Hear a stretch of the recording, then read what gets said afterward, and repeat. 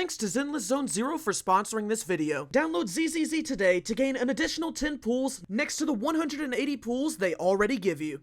Zenless Zone Zero is the name of Hoyoverse's newest game, and the first word isn't even a real word. But rest assured, the game is real. You get to play as the Proxy, who controls a Bangbu from the comfort of your own storage closet as you guide others who are fighting for their lives in the Hollows. I'm fighting for my life!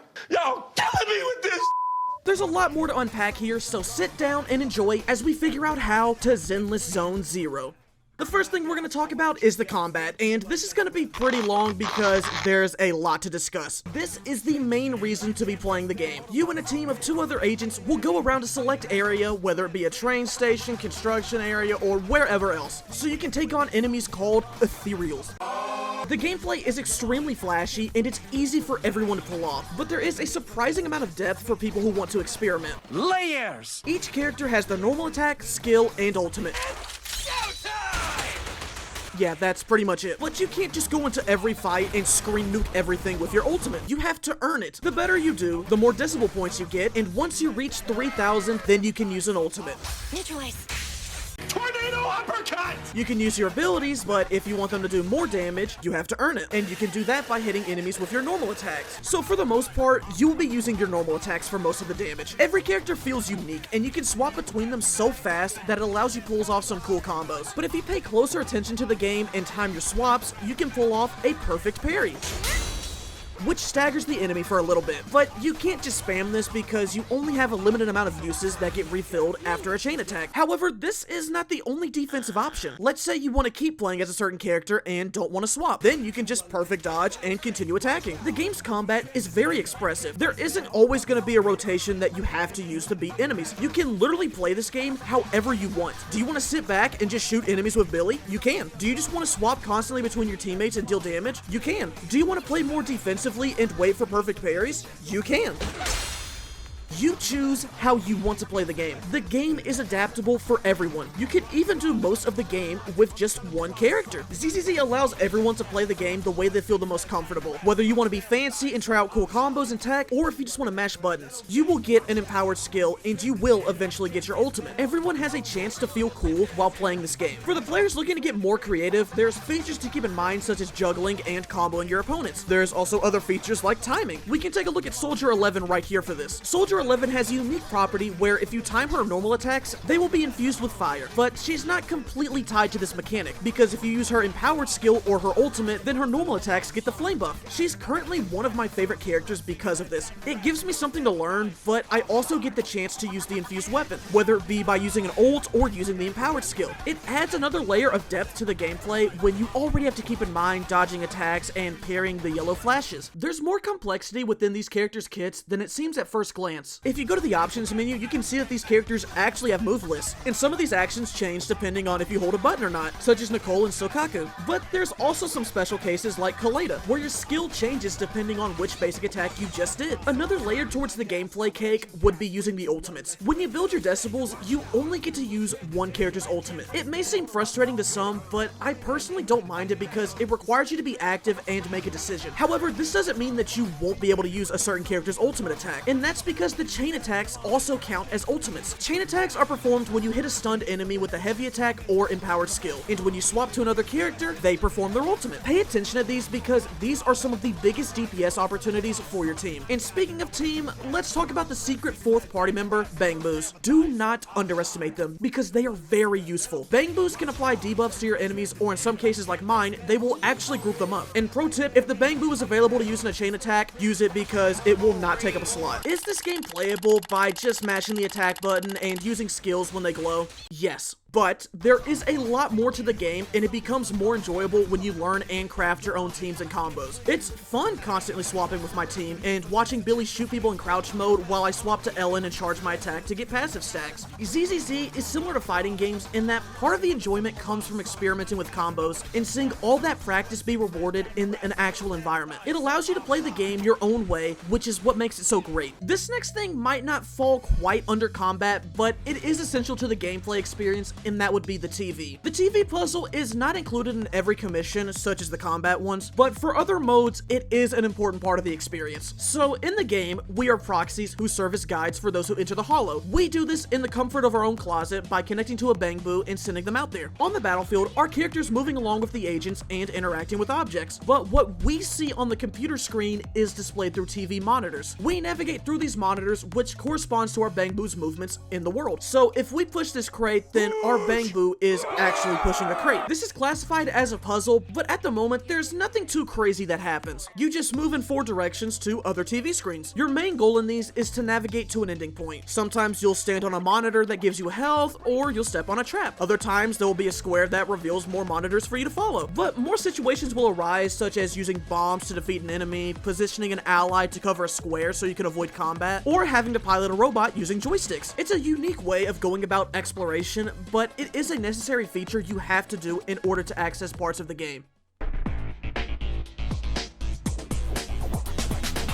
There's story commissions, exploration, combat commissions, and Hollow Zero. For the story quest, there's an option to turn on challenge mode or story mode for whichever combat experience you prefer. You can turn off trial mode, so that way you can play as your characters if you don't want to play as the story ones, and there's even a hard difficulty added to the quest once you beat the chapter. Exploration commissions mainly focus around the TV. These are more of the puzzle-based scenarios. Sometimes your objective is to destroy a gold bangbu, and other times you might just need to maneuver around a puzzle and find a target. Then we have the combat missions. These are straight to the point, no TV, all business. The goal with these can vary from just eliminating enemies, going through waves in a time limit, or my personal favorite, the mode Rally. The Rally combat missions tend to last a little bit longer than others, and they really test your skills. Your objective tends to be going from point A to point B, but along the way you come across multiple waves of enemies, and you can obtain buffs. There's also optional challenges you can do to obtain more buffs for your teams, and this all culminates in a boss fight at the end. To me, these feel like a smaller version of Hollow Zero, just without the TV, and you don't get nearly as many buffs. And since we just mentioned Hollow Zero, let's give it a look. This is the roguelike mode for the game. You start off in the TV puzzle, and you only have one character. You then move around the map, gaining currency, buffs, debuffs, and eventually other agents. Essentially, you are just building your team from the ground up so you can take on the boss at the end. It's a really fun mode, and it requires some strategy. For example, you have to be careful with your movements, because if you build up too much pressure, then you get corrupted and obtain a debuff. Pressure getting to you? Sometimes you might want to obtain a buff, but if you select another one, you can catalyze it and obtain a bigger buff for your team. It's a good combination of the TV and fighting sections, but it doesn't feel too similar to the other modes, which helps with its replayability.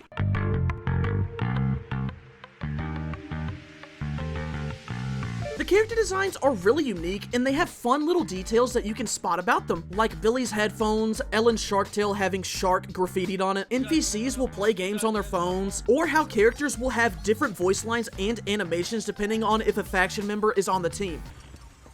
Nice one, Billy. There's a lot of colors used in the designs, and the game uses these as a symbol for the characters to represent their factions. The Cunning Hares use bright colors and black, Bellabog uses white as the main color, the Victoria House wears black and white, and the special teams primarily focus on blue. In a world that's already brimming with color, it's nice to see how they've also used it to help their characters stick out more. And I mean seriously, in such a goofy game like this, how did Hoyoverse manage to make one of the hardest looking characters in modern video games? Gameplay wise, these characters have different elements and attack types. Attack is the main damage, go figure. Stun helps you stun enemies faster, go figure. Support the team, go figure. Anomaly types build up anomaly on enemies, go figure. And tanks, you're not gonna believe what they do. However, these attack types make farming resources very easy. If you have an attack character, they will always use the attack book, and you don't have to worry about waiting for a specific day. Plus, the amount they give you is also pretty generous. Another important part about these characters would be their weapons. Yes, there are weapons you'd expect like guns and swords, but they also made sure to spice things up. Did you burn it, my guy? God dang.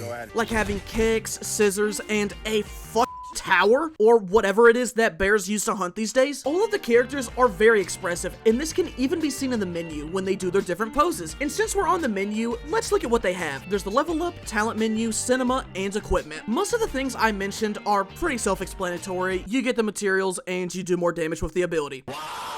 Equipment is what you will use to amplify your stats. The first you get is a core, which have some interesting designs, to say the least. If you're familiar with Genshin and Star Rail, this serves as your weapon or light cone. Surrounding the core would be your disk drive, which serves as your artifacts/relics. As for obtaining the characters, you do that through the signal search. There are a total of 100 wishes and 80 boopons for you to obtain just for getting the game. You can earn more by doing quests, collecting achievements, etc., but the game gives you plenty to work with at the start. Unfortunately, I cannot show you my first 50 wishes on Standard Banner because my computer crashed while recording, but I did get Rena as my 5-star. Right now, the current limited 5-star is Ellen Jo, and after a failed 50-50, I did obtain her. She's a very strong character, but more importantly, she's really fun. I mainly use her and Billy as my 2 damage dealers. She's an ice element, and she has this mechanic that requires you to build up stacks through charge attacks and her skill. You use these stacks by normal attacking, which helps your hits do massive ice damage. I like her design because it makes you utilize all the aspects of her kit, but at the same time, if you don't feel comfortable using the dash and landing a charge attack, you can use the skill to still gain stacks. She's a character that works for both risky and casual playstyles. The last thing I'll mention regarding characters would be the protagonists. Wise and Belle are a breath of fresh air. It's really nice to see the main characters of a Hoyo game not be separated from each other or just absent entirely. Both of the siblings are a constant presence in the story, and they have some nice family moments that really make you feel like they're related and not just 2 characters that live in the same house. And they were roommates. This is not an exploration game. This is a combat-focused game. And since they don't have to craft such a vast world, they can put more attention into the smaller bits that we experience. We'll start with the NPCs. There was obviously care and thought put into these designs. You can tell the developers wanted these locations to be memorable. Whether you're going to scratch your daily ticket from Hal or going to General Chop to get food buffs for your team, these NPCs don't feel like placeholders or just models for you to interact with to open a store menu. They feel like characters who have personalities that differ from one another and can express themselves. When it comes to actually exploring, there's not many controls. You can walk, sprint, and interact, and that's pretty much it. There's also arcade games for you to try out on the side. They're not anything groundbreaking, but they don't need to be. It's a minigame. And when you're taking a break from the fast-paced combat, it's nice to look around and appreciate the smaller things that the game has to offer.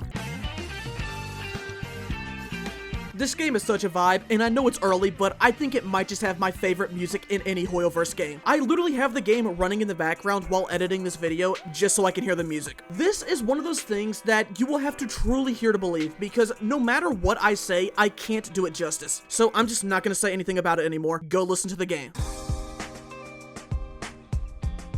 The game's story is really simple. You're a proxy, a professional guide who helps people when they explore hollows. Hollows are black spheres that have chaos and destruction inside of them. Your job takes an interesting turn though, as you work with the cunning hares and you work together to uncover what is inside the strongbox that they're after. The game's storytelling is very experimental. There's cutscenes, normal talking to characters, visual novel scenes, and comic book pages. The comic book pages are my favorite simply because of how animated the characters seem. Even though it's still images, the characters are just so expressive that it really feels like they're moving. Currently, I have finished the first 2 chapters, with the Bellabog Industries story being my favorite. The ending had a really good fight and a nice emotional story playing up to it. However, if the story is not your cup of tea, there is an option to skip the cutscenes, and if you choose to do so, the game summarizes what you missed. This is a very welcome change and one that I hope gets added to other Hoyo games.